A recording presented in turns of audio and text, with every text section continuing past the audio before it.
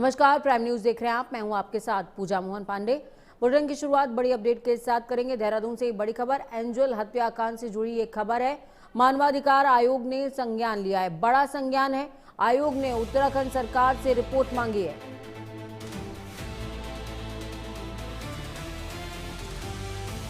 इस पूरे मामले में अब तक की गई कार्रवाई की रिपोर्ट मांगी गई है। मुख्य सचिव और डीजीपी को सुरक्षा को लेकर निर्देश दिए गए। देहरादून में त्रिपुरा के छात्र एंजल चकमा की हत्या के मामले में राष्ट्रीय मानवाधिकार आयोग ने संज्ञान लिया है और राज्य सरकार को नोटिस जारी करते हुए कार्रवाई की रिपोर्ट तलब की है। इस मामले में कानूनगो की अध्यक्षता वाली पीठ ने राज्य सरकार को नोटिस जारी करते हुए अब तक की गई कार्रवाई की विस्तृत रिपोर्ट तलब की है। साथ ही रिपोर्ट में जांच की प्रगति, आरोपियों की गिरफ्तारी के लिए उठाए गए कदम और भविष्य में ऐसी घटनाओं को रोकने के लिए किए गए उपायों का विवरण भी शामिल किए जाने की अपेक्षा की गई है। आयोग ने उत्तराखंड के मुख्य सचिव और डीजीपी को पूरे राज्य में पूर्वोत्तर के छात्रों की सुरक्षा को सर्वोच्च प्राथमिकता के आधार पर सुनिश्चित करने के निर्देश दिए हैं।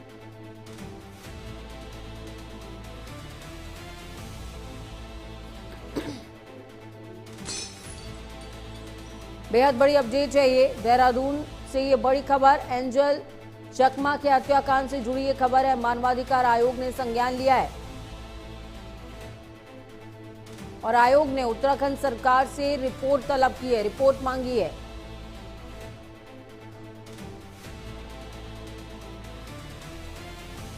मुख्य सचिव और डीजीपी को सुरक्षा को लेकर निर्देश दिए हैं।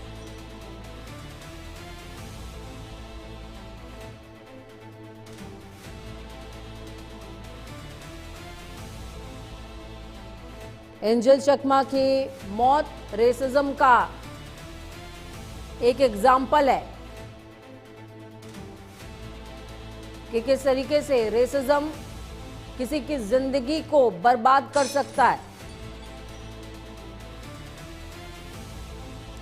देहरादून से ये बड़ी खबर, एंजल हत्याकांड से जुड़ी ये खबर है। मानवाधिकार आयोग ने खुद संज्ञान लिया है। रजनीश दीक्षित ग्राउंड जीरो से लाइव जुड़े हुए हैं हमारे साथ में। रजनीश, इस पूरे मसले में अब मानवाधिकार आयोग की भी एंट्री हो गई है और सबसे बड़ी बात यह है कि जो आरोपी हैं उनकी गिरफ्तारी के लिए क्या कदम उठाए गए हैं, उससे लेकर के अब तक क्या कार्रवाई हुई है, तक सब कुछ मांगा गया है, तलब किया गया है।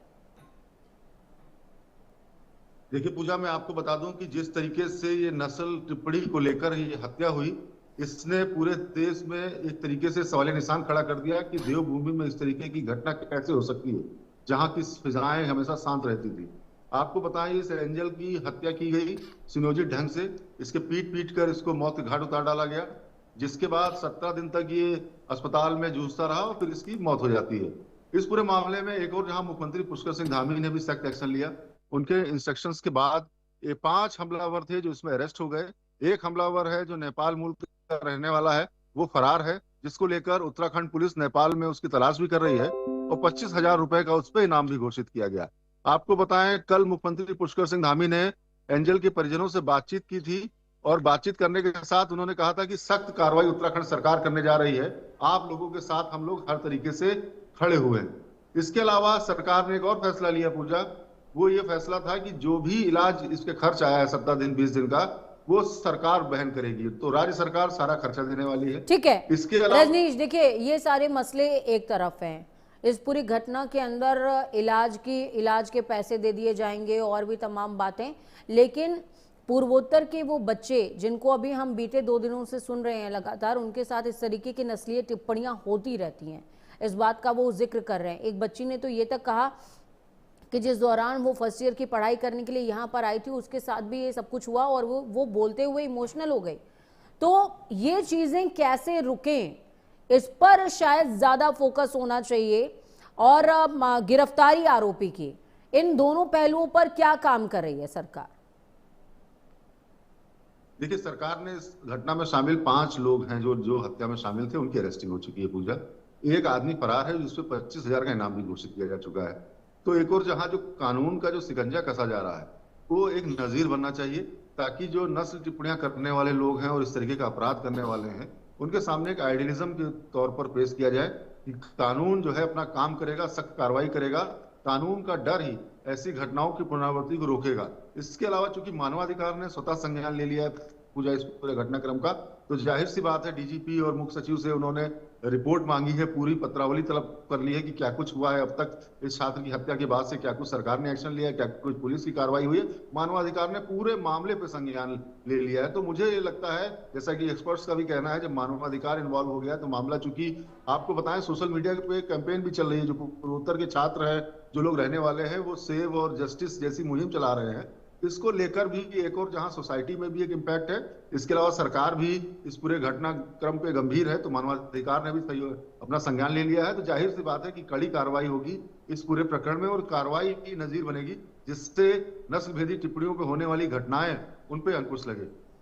बिल्कुल, बहुत शुक्रिया रजनीश, हमारे साथ जुड़ने के लिए, अहम जानकारी साझा करने के लिए। एक तरफ एंजल हत्याकांड मामले में मानवाधिकार आयोग ने संज्ञान लिया है, उनकी एंट्री हो गई है। दूसरी तरफ सीएम पुष्कर सिंह धामी भी लगातार इस मामले पर दिशा निर्देश देते नजर आ रहे हैं। आइए आपको सुनवाते हैं कि सीएम पुष्कर सिंह धामी ने क्या कुछ कहा है। देहरादून में अध्ययनरत त्रिपुरा के छात्र एंजल चकमा की नृशंस हत्या की घटना अत्यंत पीड़ादायक घटना है, बहुत दुर्भाग्यपूर्ण घटना है। यह केवल एक छात्र की मृत्यु नहीं है, बल्कि एक परिवार के सपनों और उम्मीदों का यह असमय अंत है। मैं दिवंगत एंजल चकमा के परिजनों के प्रति अपनी गहरी संवेदना व्यक्त करता हूं और ईश्वर से प्रार्थना करता हूं कि उन्हें इस असहनीय दुख को सहन करने की शक्ति प्रदान करें। आज मेरी दिवंगत एंजल चकमा के पिताजी से भी बातचीत हुई। इस असीम दुख की घड़ी में मैंने उन्हें उत्तराखंड की समस्त जनता की ओर से गहरी संवेदनाएं प्रकट की। इस दुखद क्षण में अधिक कहना संभव नहीं था, लेकिन मैंने यह स्पष्ट रूप से उन्हें आश्वस्त किया कि उनके पुत्र के सभी हत्यारों को शीघ्र गिरफ्तार कर कानून के हवाले किया जाएगा। जो 6 हत्या के आरोपी हैं, उनमें से 5 पहले से ही पुलिस ने उनको गिरफ्तार कर लिया है, वो सभी जेल में हैं। मैं स्पष्ट करना चाहता हूं कि कानून व्यवस्था और नागरिकों की सुरक्षा उत्तराखंड सरकार की सर्वोच्च प्राथमिकता है। अल्मोड़ा से बड़ी अपडेट सामने आ रही है, जहां पर बस खाई में गिरने से 6 लोगों की मौत हो गई है। आपको बता दें कि भिकिया सौड़ और विनायक मार्ग पर भीषण हादसा हुआ है।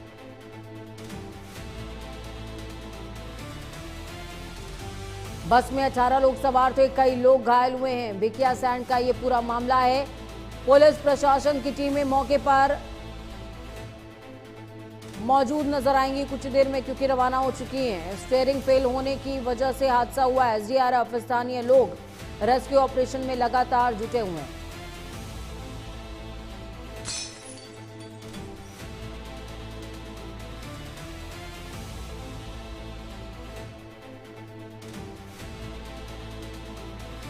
अल्मोड़ा से ये बड़ी खबर, जहां पर बस में सवार 18 लोग, जिनमें से कई लोग घायल बताए जा रहे हैं, हादसे का शिकार हो गए।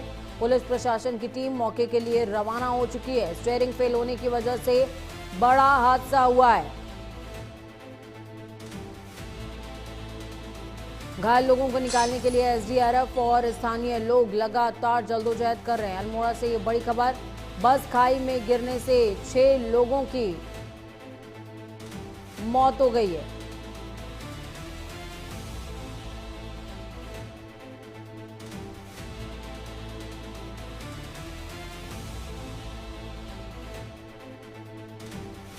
स्टीयरिंग फेल होने की वजह से यह विभत्स हादसा हुआ। बस खाई में जा गिरी है। बस में 18 लोग सवार थे, कई लोग इस पूरी घटना में घायल हो गए हैं। 6 लोगों की मौत हो गई है। बड़ी खबर आपको बता रहे हैं।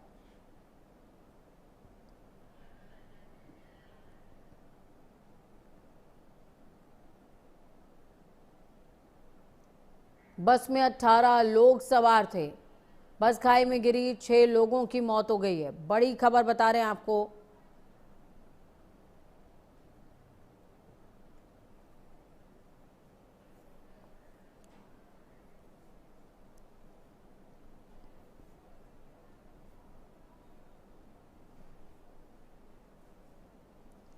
बस में 18 लोग सवार थे। इस पूरी घटना पर सीएम पुष्कर सिंह धामी ने खुद संज्ञान लिया है, संवेदनाएं अपनी व्यक्त की हैं।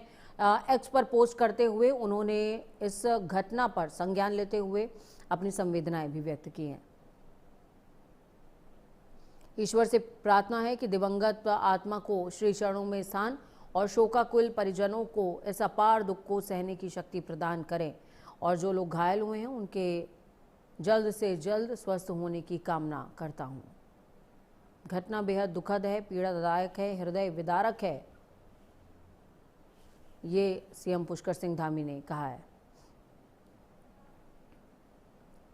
अंकिता भंडारी हत्याकांड में वीआईपी का जिक्र एक बार फिर से सुर्खियों में बना हुआ है और इस बार आरोप बीजेपी के प्रदेश प्रभारी दुष्यंत गौतम पर लगा है। मामले में यूकेडी यानी कि उत्तराखंड क्रांति दल के वरिष्ठ नेता शांति प्रसाद भट्ट का कहना है कि इससे अच्छा होता कि दुष्यंत गौतम आगे आकर सीबीआई जांच की मांग करते, लेकिन उन्होंने सत्ता की हनक दिखाने का काम किया जो राज्य बर्दाश्त नहीं करेगा। सुनिए क्या कुछ कहा है यूकेडी नेता शांति प्रसाद भट्ट ने।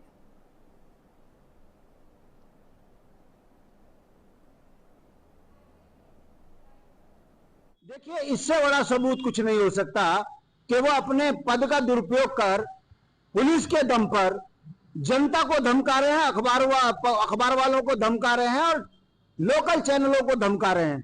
इससे साफ पता चलता है कि यदि वो ईमानदार हैं तो उनको प्रेस कॉन्फ्रेंस करके यह कहना चाहिए था कि मेरी स्वच्छ छवि पर दाग लगा है, मैं सरकार से मांग करता हूं कि इसमें सीबीआई जांच हो, मेरी भी ईमानदारी से जांच हो, अगर मैं दोषी हूं तो मेरे पे सुसंगत धाराओं पर मुकदमा किया जाए और मुझे फांसी दी जाए।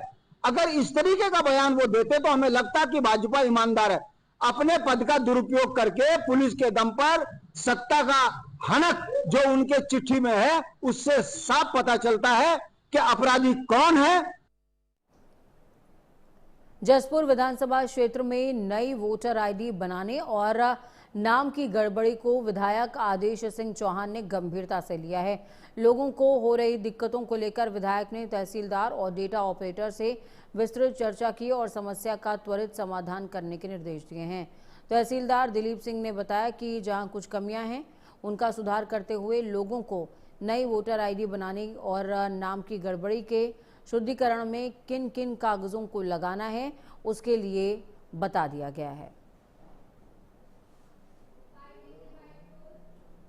जिन लोगों के पहचान पत्र में नामों का शुद्धिकरण था तो उसमें कुछ कागजों को लेके जो हमारे दोषी इसको डील कर रहे हैं और हमारे जो सभासद लोग हैं उनमें कुछ नहीं तो कुछ ज़्यादा कागज चाहते, लेकिन जो हमने कहा कि भाई जो गवर्नमेंट की गाइडलाइन है चुनाव उसके आधार पर उनको लिया जाए और उनको रिजेक्ट ना मार के ये कहा जाए भाई ये कागज कमी, ये कागज जमा करो, क्योंकि बार बार कोई आदमी बार बार जाएगा कैफे पर तो बार बार खर्चा होगा।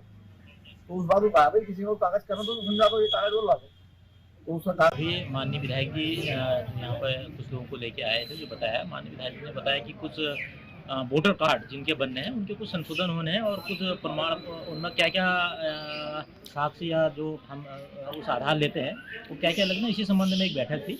तो हमारा जो डाटा एंट्री ऑपरेटर है उसको बुलाकर सभी लोगों को अवगत करा दिया कि क्या क्या नए प्रमाण, अगर हमारा नया वोटर आईडी बन रहा है तो उसमें कौन कौन से डॉक्यूमेंट लगने हैं, क्या संशोधन होना है, तो इन कौन कौन से डॉक्यूमेंट लगेंगे। तो इसी चीज़ को लेकर एक बैठक थी और सभी लोगों को बता दिया गया, जिस पर सभी लोग अभी संतुष्ट हैं। पहाड़ों की रानी मसूरी में आयोजित विंटर लाइन कार्निवाल 2025 का रंगारंग कार्यक्रमों के साथ समापन हो गया।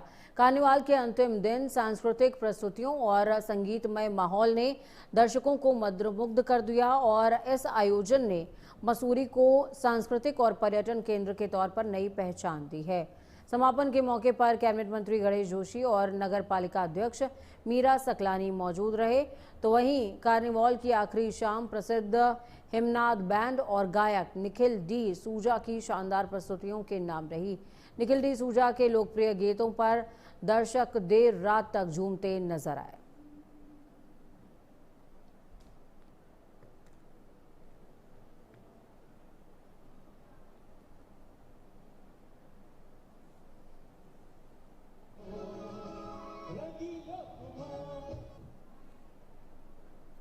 ठंड तो मैं बॉम्बे से हूँ, पहले से मैं ये कहना चाहता हूँ। वहाँ पे जो विंटर है 10 डिग्री से नीचे तो नहीं जाते, तो हमें ये महसूस नहीं होता कि ये विंटर क्या है। So now I am here in Mussoorie and अभी पता चला कि ठंड क्या होती है। So thank you for having us here Mussoorie. We are looking forward to a great show. देखिए, ये 6 दिवसीय विंटर कार्निवल का आज समापन हो गया है।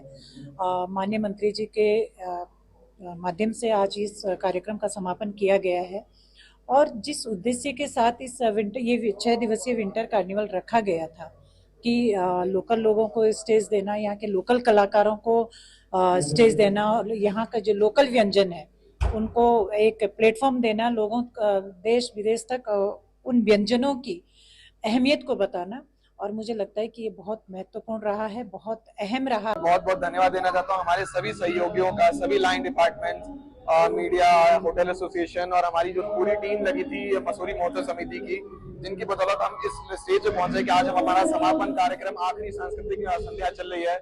इसके अलावा जो हमारे फूड फेस्टिवल हुए, दिन भर के सांस्कृतिक कार्यक्रम हुए, सभी में लोगों का बहुत ही अच्छा रेस्पॉन्स मिला। हमारे सामने थोड़ी चुनौतियां थी, समय कम था, संसाधन सीमित थे, किंतु इसी में करना हमारी जिम्मेदारी थी। हमारे सामने एक चैलेंज था, हमने उस टीम ने चैलेंज को लिया और हमने अपनी पूरी जान लगा दी कि हम इस कार्निवल को